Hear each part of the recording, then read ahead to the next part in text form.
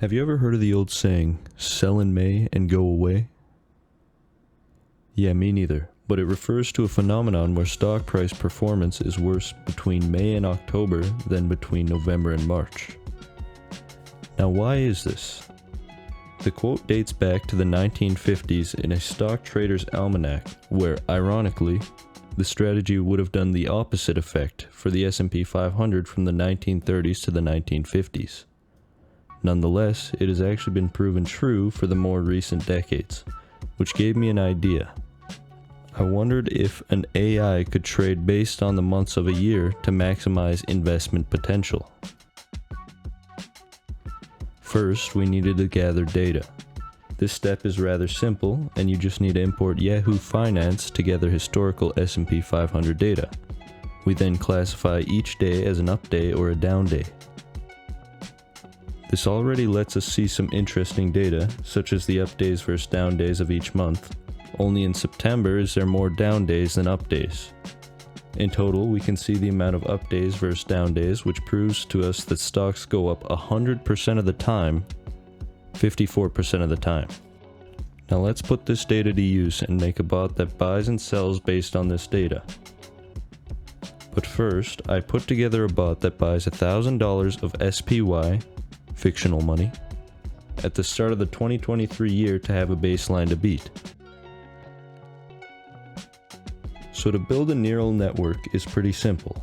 There are many libraries that provide an easy-to-use framework to build fast and efficient neural networks, while also removing the need to understand any of the behind-the-scenes mathematics. The voices in my head, however, told me to create one from scratch because it would be a whole lot cooler, they said. I decided on making a feed-forward neural network where data essentially waterfalls through different layers of neurons, where weights are multiplied onto the value as it travels through them. I use an object-oriented approach with classes representing the 3 different types of neurons. Of course, there are better ways of doing this, but this makes it easier to render diagrams of the neural network.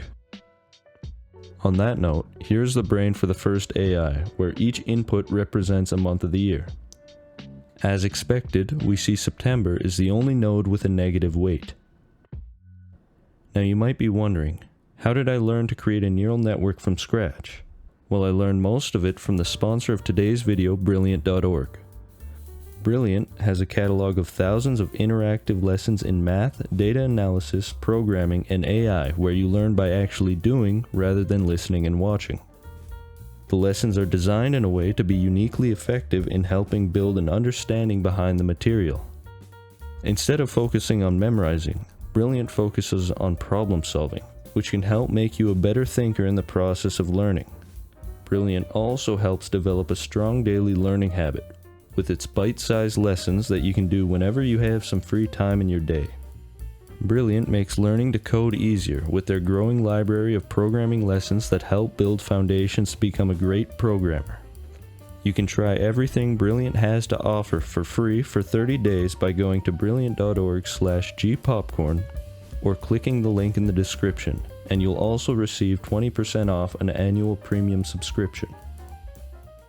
During testing, our algorithm made 3 total trades, buying at the start of the year, selling at the start of September, and buying back at the start of October. This strategy proves to be slightly better than the buy and hold strategy, leaving you with $70 more at the end of the year. Obviously, a neural network was not necessary to show us that selling in September is a good play.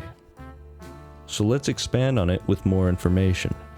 Another piece of information that may or may not affect stock price is the day of the week.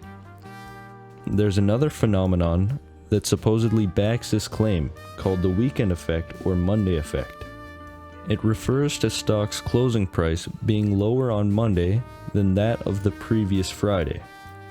Many skeptics think this is nonsense, and sometimes it's hard to disagree with the skeptics. But I believe that this combined with our month data might make this a viable strategy. Now with our newfound AI model, we can combine the inputs of each day of the week with each month of the year into the hidden layer. I'm hoping this can create patterns like where maybe Wednesdays and Septembers could actually be a hold day. but we'll see what the results have to say. After testing this model, it outperformed the old one for most of the year, up until the very end where it came $3 short of its predecessor. And although it performed better scores in training, it ended up getting beat in testing.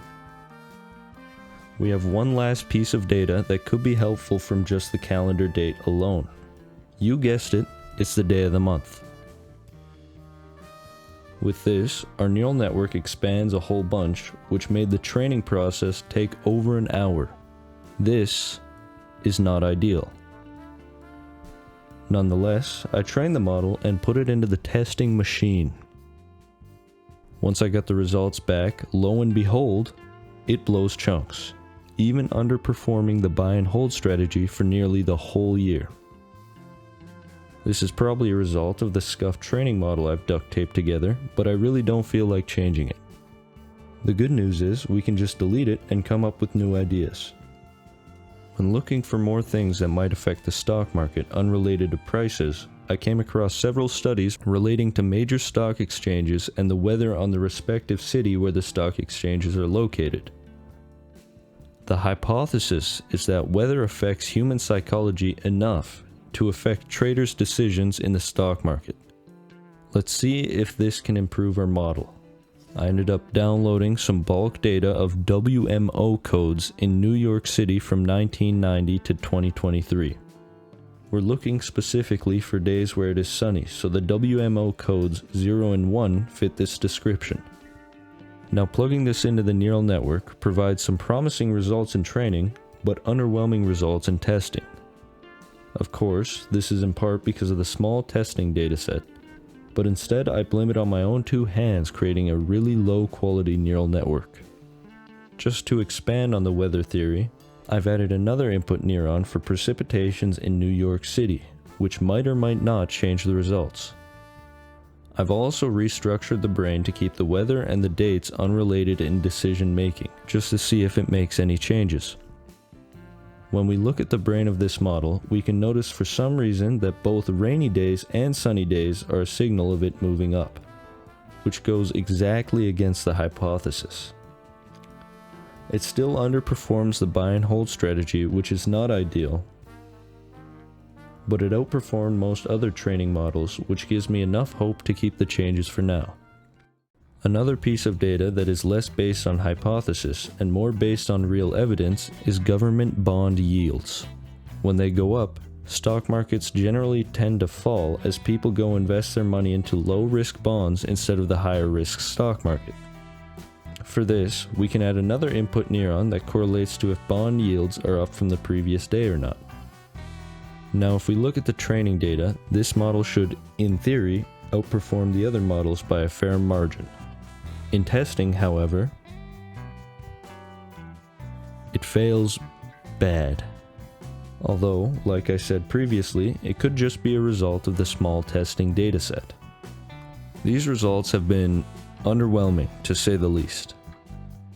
Nonetheless, I do believe that with a bigger testing dataset, the algorithm would outperform the buy and hold strategy most of the time, which I consider a success.